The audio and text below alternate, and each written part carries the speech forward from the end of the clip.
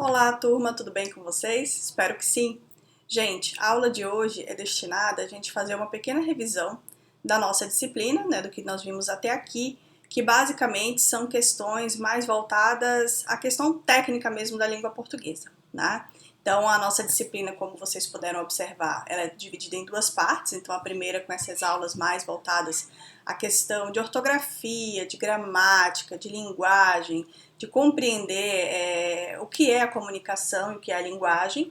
E aí, depois da nossa prova, nós vamos falar da outra parte da disciplina, que é mais voltada, então, ao conteúdo mesmo da linguagem jurídica, da linguagem forense e de maneira mais aplicada, né, digamos assim, observando mais os documentos jurídicos, a forma como a gente precisa se expressar nesses documentos, tá bom?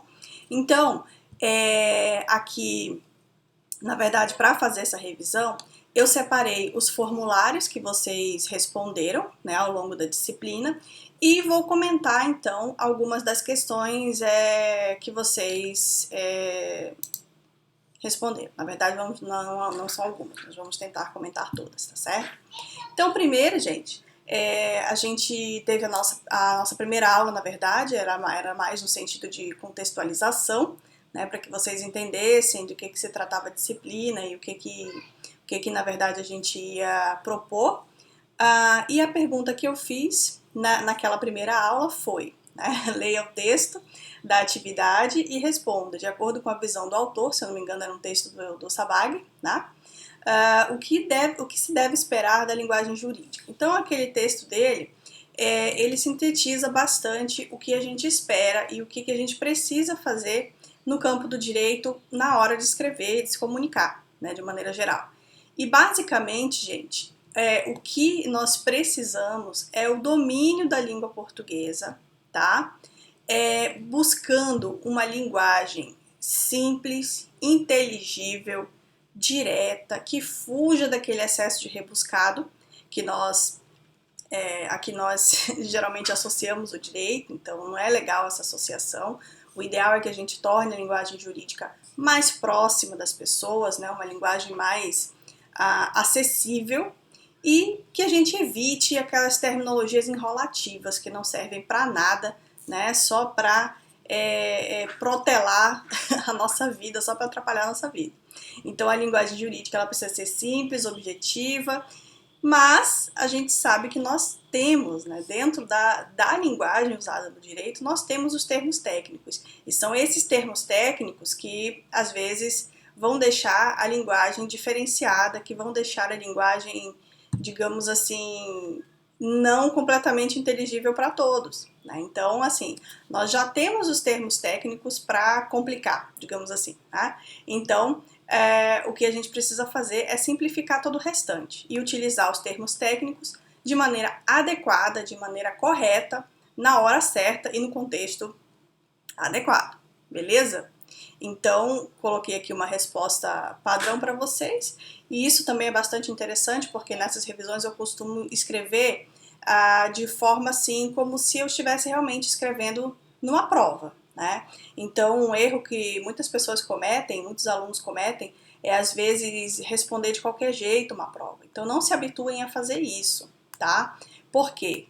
Você faz uma pergunta, às vezes o aluno pega lá e faz um monte de tópico para responder a pergunta. Não façam isso.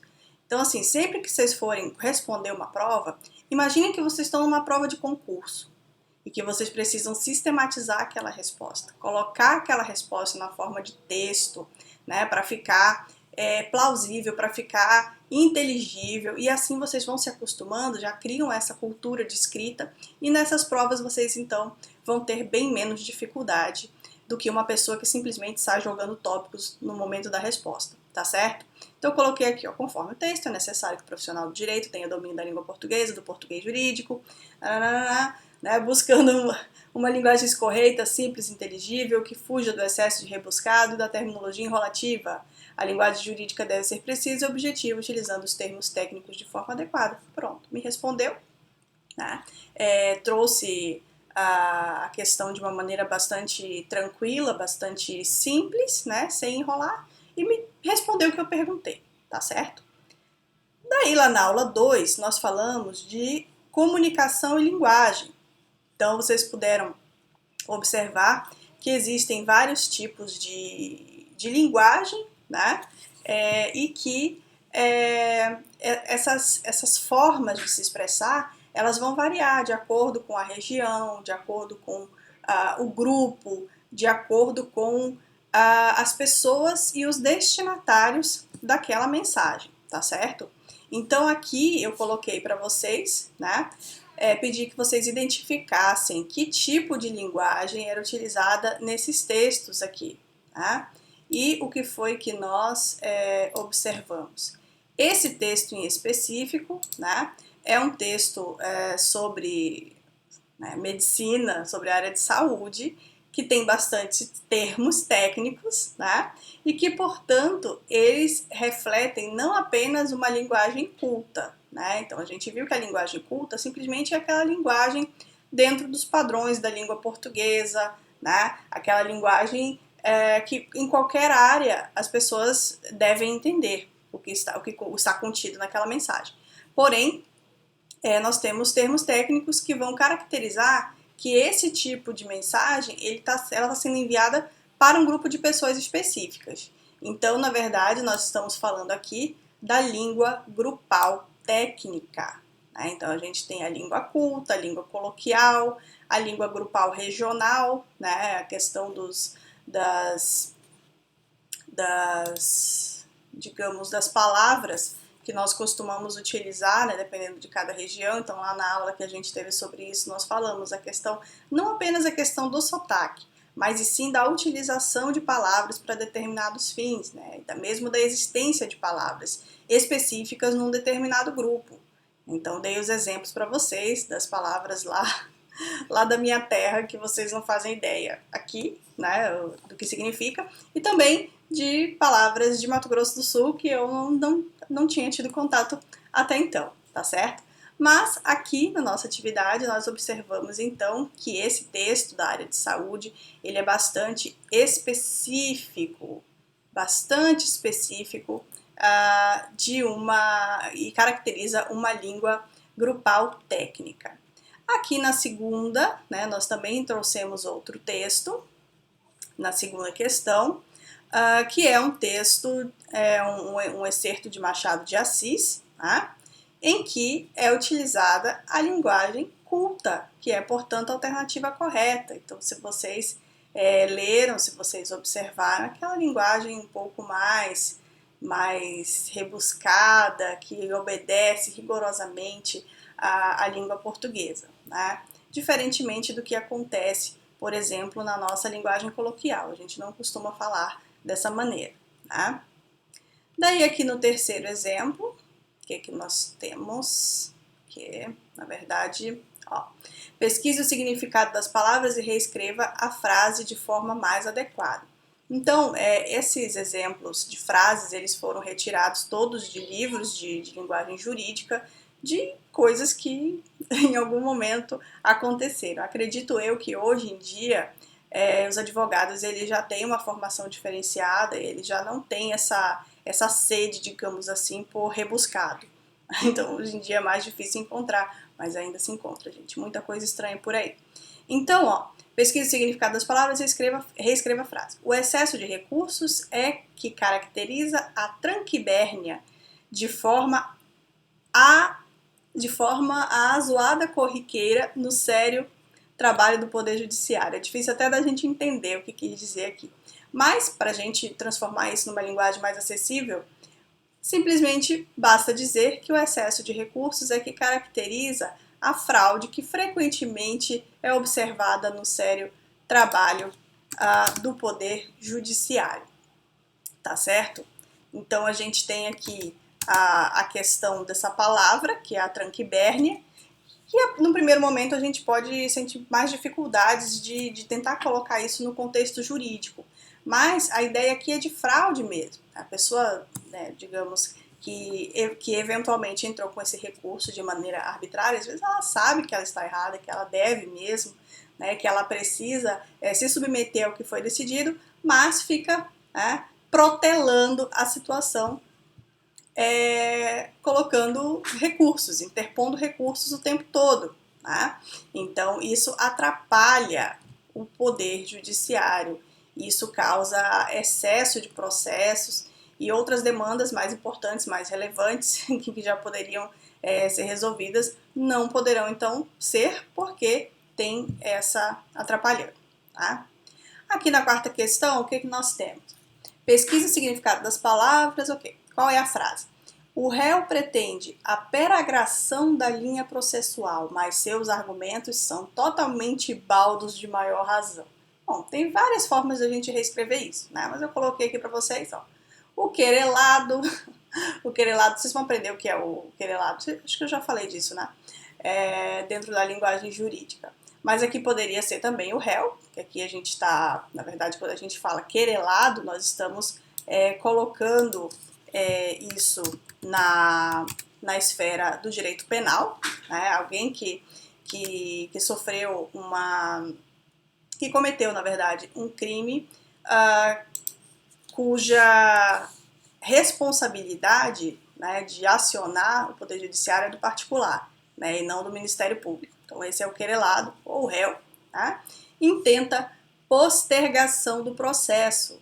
No entanto, seus argumentos são desarrazoados. É a mesma situação da questão anterior. Então a pessoa ela fica querendo protelar, ela fica querendo enrolar para não ter que responder imediatamente aquilo que eventualmente foi condenado ou que lhe foi demandado da justiça, tá certo?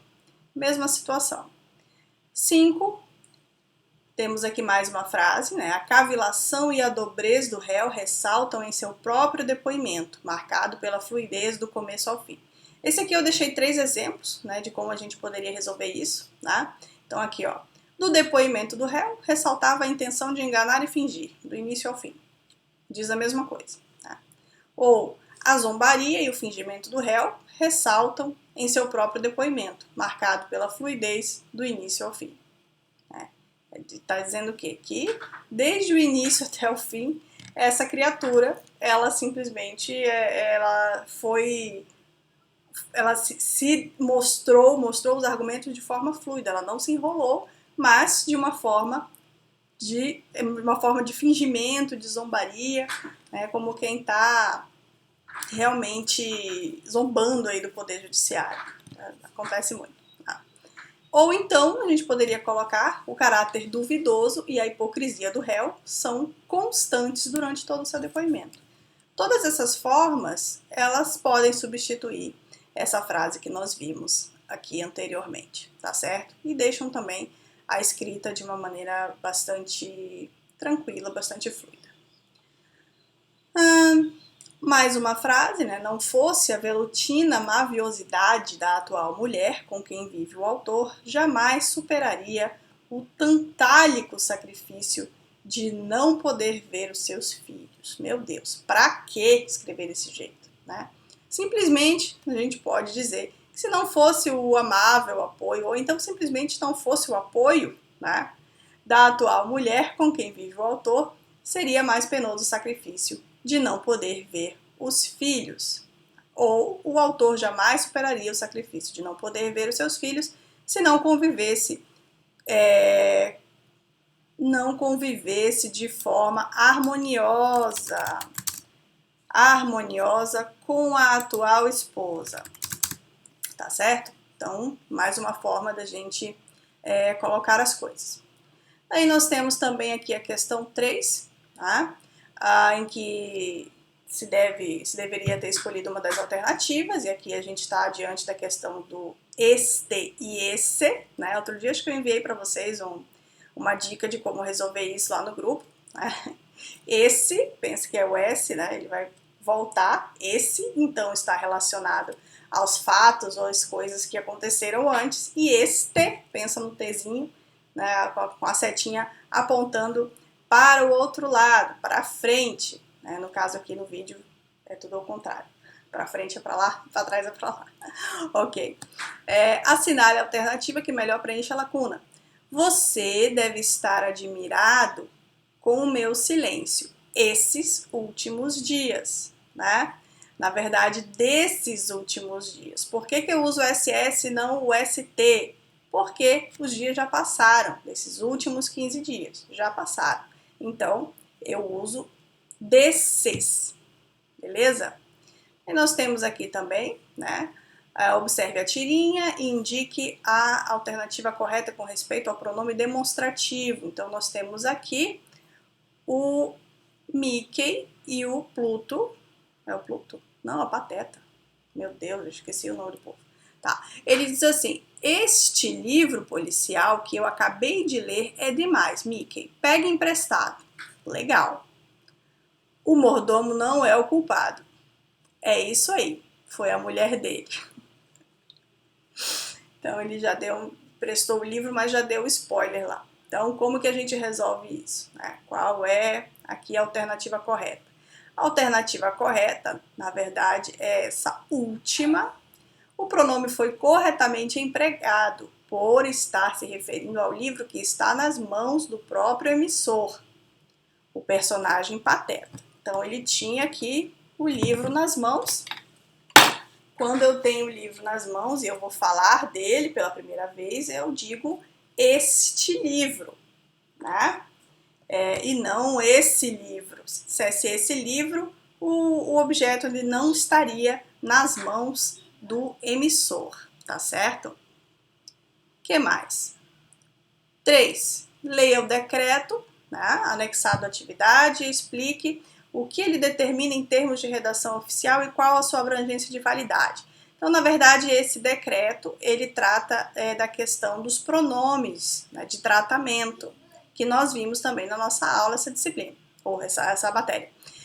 E dentro da esfera da administração pública federal, foi determinado, então, a utilização de um único pronome de tratamento, que é o senhor, senhora. Então, na administração pública federal, devem ser utilizados apenas esses pronomes, ok? Via decreto, desde 2019. Daí nós temos também aqui, ó, marque a alternativa em que todas as palavras foram escritas corretamente. Tá?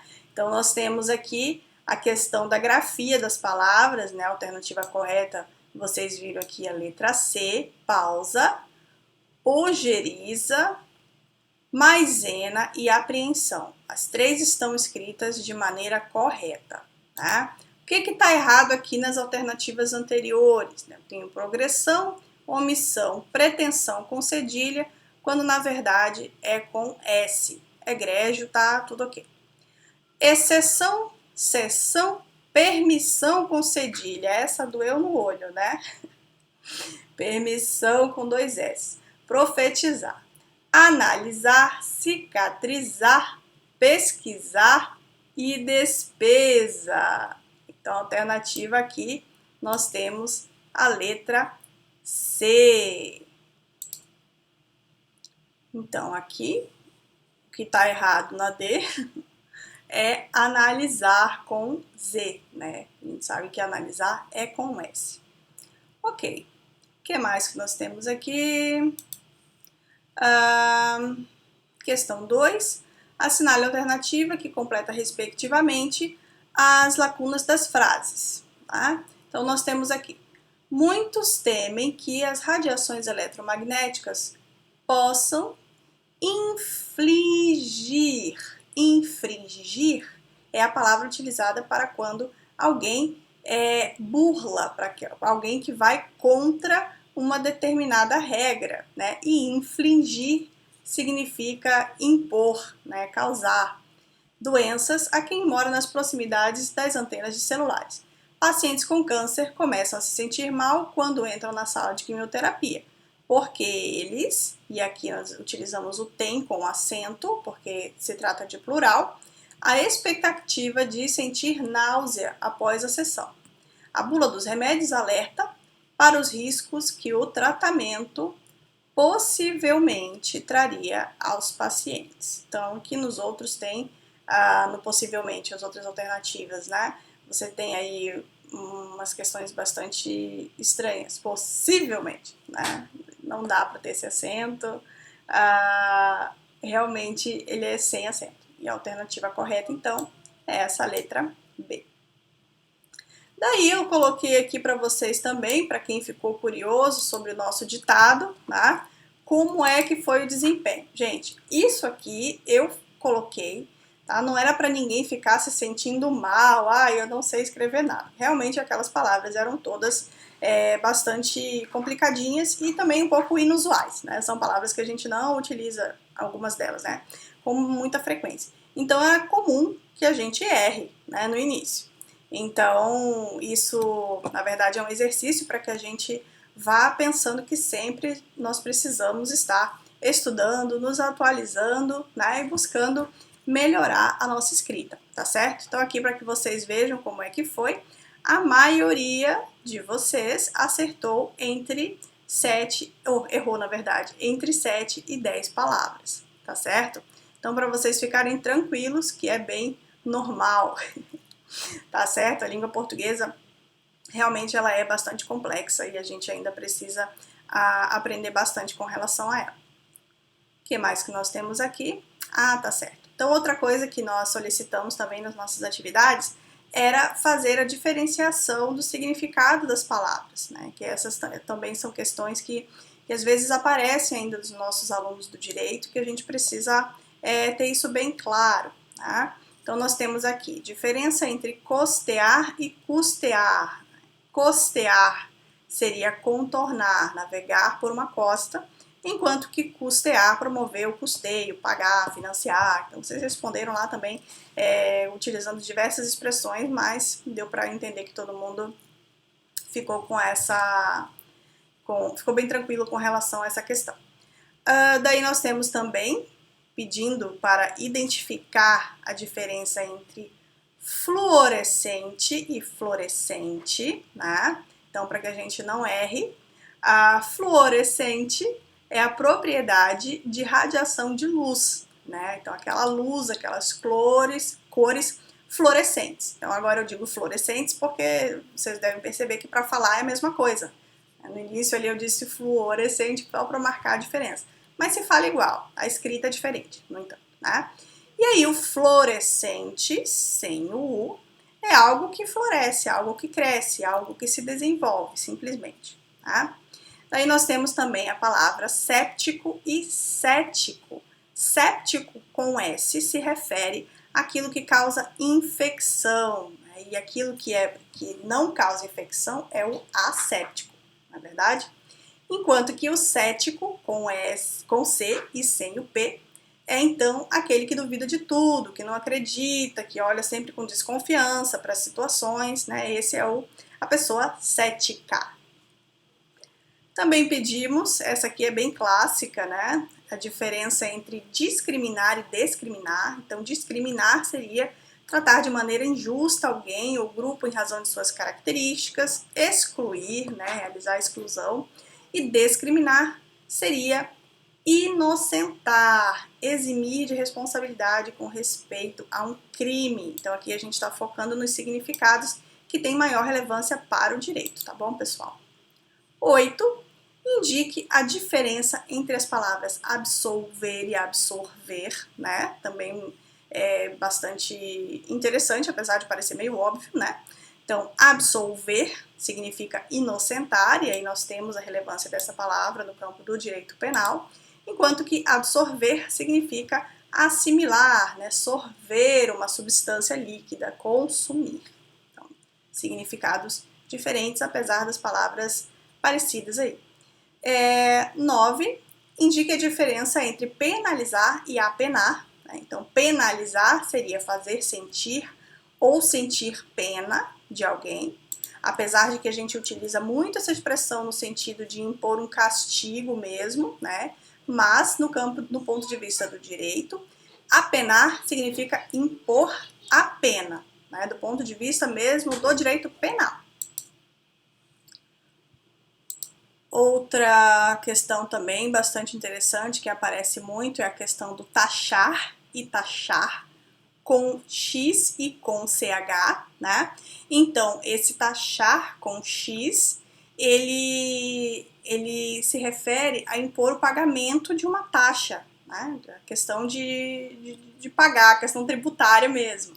Enquanto que taxar com CH pode significar colocar defeito em algo, né? Taxar uma pessoa de, sei lá, de preguiçosa, ou taxar uma pessoa de mau caráter. E normalmente é nesse sentido negativo, né? Então, de colocar defeito. E a gente também tem aquela situação, que até acho que alguém comentou durante as aulas, da taxa, né? A taxa com CH mais o substantivo e não o verbo. Então a gente tem a taxa, que é aquela taxinha que a gente usa para pregar as coisas, né? Aquele tipo de prego, que é uma taxa também, tá bom? E aí nós temos, então, toda essa diferenciação. Mas para o verbo, tá? A gente foca aqui na questão de pagar uma taxa e de colocar defeito em algo, né? Com X e com CH. Nós temos também, lá na aula 5, né, a questão da acentuação, as nossas questões pedindo para que você marque a alternativa que contém palavras que se acentuam por conta da mesma regra. Né? Então, aqui nessa questão, nós temos como resposta correta a alternativa B, né, que traz as palavras indígenas, séculos e específico. Então, aqui, na verdade, a regra da acentuação que está sendo utilizada é a regra das proparoxítonas, e todas as proparoxítonas são acentuadas. Então, bem tranquila essa questão, né? Essas outras, vocês podem ver que tem acentuação por conta de motivos diferentes. Né? A gente tem aqui, ó, o ditongo, aqui a gente já tem os oxítonas terminadas em E. Então, outras regras que são aplicadas para poder acentuar. Políticas, né? A regra da proparoxítona, parar, regra da oxítona, e assim por diante. Aí nós temos também, aqui na 2, tá? A correção na acentuação gráfica faz parte do cuidado com a norma culta da redação de um texto. A opção que apresenta um vocábulo de texto que é acentuado graficamente por razão distinta das demais. Então, ele vai dizer aqui que todo mundo está sendo acentuado pelo mesmo motivo, né? Menos quem? Então, aqui nós temos a questão da palavra país, né, na letra B, que se diferencia das demais. Então, a gente tem aqui a regra do hiato, alternativa correta, nós temos aqui a regra do hiato, enquanto as demais obedecem à regra do ditongo, tá certo? Então, nós temos motivos diferentes para acentuar aqui nessa palavra com relação às outras, beleza? O que mais que nós temos aqui? Considerando as regras de acentuação gráfica, leia os trechos abaixo e assinale. Então, vamos lá. Uma das maneiras de evitar situações constrangedoras ou desconfortáveis, destaca a consultora, é descobrir quando é possível obter benefícios com a própria deficiência do candidato. Então, vocês devem ter observado aqui que nós temos alguns erros, né? E aqui até o nosso corretor já nos aponta onde estão esses erros, tá? Então, desconfortáveis tem acento, benefícios tem acento. Então, e não apareceram aqui. 2. Já deficientes auditivos podem ser alocados em áreas com grande ruído e que requeiram concentração elevada, como linhas de produção de fábricas. Então, ó, aqui o corretor também já está apontando, requeiram, não tem acento. Então, tá errado também. Uma pesquisa realizada pelo órgão em 2006 detectou que quase 80% dos deficientes no Brasil têm menos de 8 anos de estudo, o que dificultava às instituições financeiras a tarefa de adequar-se à legislação. Então, aqui tá tudo certinho, inclusive aqui, ó, as CRASes, né? As CRASes também foram colocadas de maneira correta. Então, estão acentuados corretamente apenas esse elemento 3 aqui, né? os demais contêm erros de acentuação. O que mais? Daí nós temos aqui 4, tá? Assinale a alternativa que apresenta palavras acentuadas com base em regras de acentuação diferentes também. Então, nós vamos ter aqui a alternativa C como sendo a alternativa correta, certo? Por quê? Porque em todas as demais, as palavras que foram apresentadas têm o mesmo motivo de estarem acentuadas. Então, nós temos responsáveis, tá? Horários e flexíveis. Aqui nós temos aquela regra das palavras paroxítonas terminadas em ditongo. Aqui nós temos a regra da proparoxítona, específico, então as proparoxítonas são todas acentuadas. Aqui na D nós temos além, português e até, né, a regra das oxítonas, e aqui proparoxítonas novamente, certo? Então, tranquilo, aqui a nossa alternativa é a alternativa C. Nós temos aqui oxítona, nós temos ditongo não, hiato, e nós temos oxítonas também. Então, são motivos diferentes pelos quais essas palavras estão acentuadas. Então, vamos lá. Assinale a alternativa em que a palavra deve ser obrigatoriamente acentuada. Por que isso? Porque uma palavra com acento ou sem acento pode ter significados diferentes, né? Então, aqui o corretor está nos entregando novamente, né, que essa aqui é a alternativa correta. Por quê? Porque ludico não existe na língua portuguesa, né? Publico existe, do verbo publicar. Eu publico, tu publicas, ele publica, né? Inicio também existe. Eu inicio, tu inicias, ele inicia. Início também existe, né? E acumulo, né? Eu acumulo, tu acumulas, ele acumula. Ou pode ser utilizado também como acúmulo, mudando a acentuação. Então, letra D é a nossa alternativa correta. Então, vamos lá. Já nos encaminhando aqui para o fim. Então, aqui na questão 6, né, assinale a única alternativa que mostra uma frase escrita inteiramente de acordo com as regras de acentuação gráfica vigentes, né? E assim, uma coisa também que eu gostaria de destacar com vocês é que vocês podem ver que são todas questões de concurso, né? Então não é impossível a gente fazer uma prova de concurso e muito bem na língua portuguesa, né? Basta estudar um pouquinho que vocês já veem que não é tão difícil assim. Então aqui, ó, assinale a única alternativa que não tem erros, né? Que está inteiramente escrita de acordo. Então, olha só. Qual é a alternativa correta? Essa aqui, a última, tá? Na saída da passeata, vimos que os manifestantes ainda estavam fazendo protestos contra os juízes. Vimos, né? Nós vimos do verbo ver, tudo certo.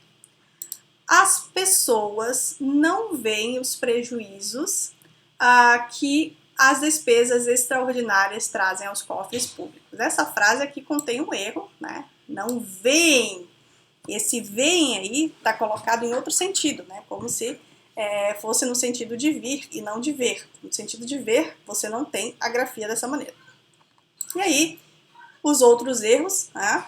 Na segunda frase aqui nós temos indivíduos, tem acento, caráter tem acento, né? Aí está o erro. E na primeira, arrastava-me como um dromedário naquela tarde insípida de verão escaldante. Insípida tem acento também, tá? Aqui na 7, volta aqui.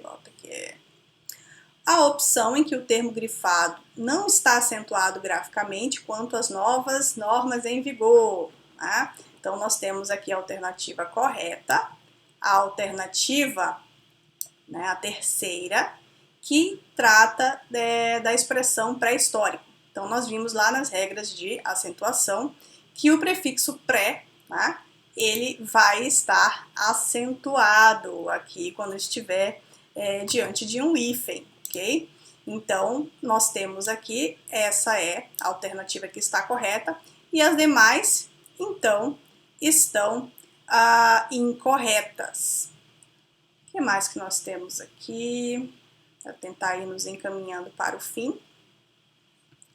Assinale a alternativa que contém erro de grafia na palavra destacada. Então, nós temos aqui anti-inflamatório, né?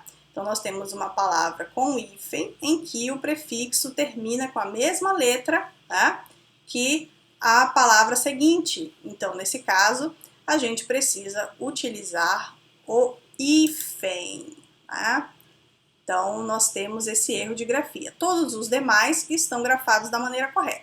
Então, dá-se o nome de prisão em regime semiaberto. Semiaberto é juntinho mesmo, né? Ultrassonografia, juntinho. Contra-regra, juntinho. Tranquilo, né, pessoal?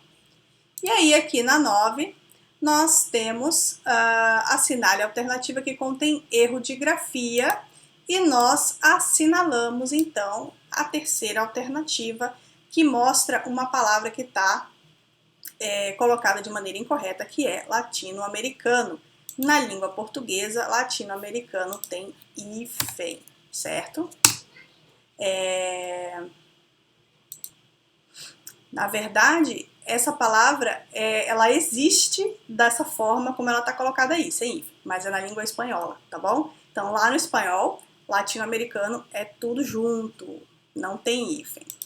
Todos os demais aqui, né, tá tudo certo. Erva doce, ex-sogra, onça pintada, ex-presidente, sul-mato-grossense, anti-rugas, superpopulação, autoconhecimento. E aí, por fim, perguntei a vocês onde estava o erro. Onde estava o erro nos slides da nossa aula sobre o hífen. Algumas pessoas acharam, outras pessoas não encontraram, né? Mas o erro, então, era na palavra guarda-roupas. Né? Então, lá no final eu coloquei, você compraria esse guarda-roupas? Então, guarda-roupa ali estranho. Mas estava sem hífen. E, na verdade, guarda-roupas tem hífen sim. Tá certo, gente? Gente, no mais, essas eram as observações que eu queria falar com vocês, né? Caso tenha ficado alguma dúvida das nossas atividades. As nossas aulas, eu penso que tentamos colocar de uma maneira mais objetiva possível, né?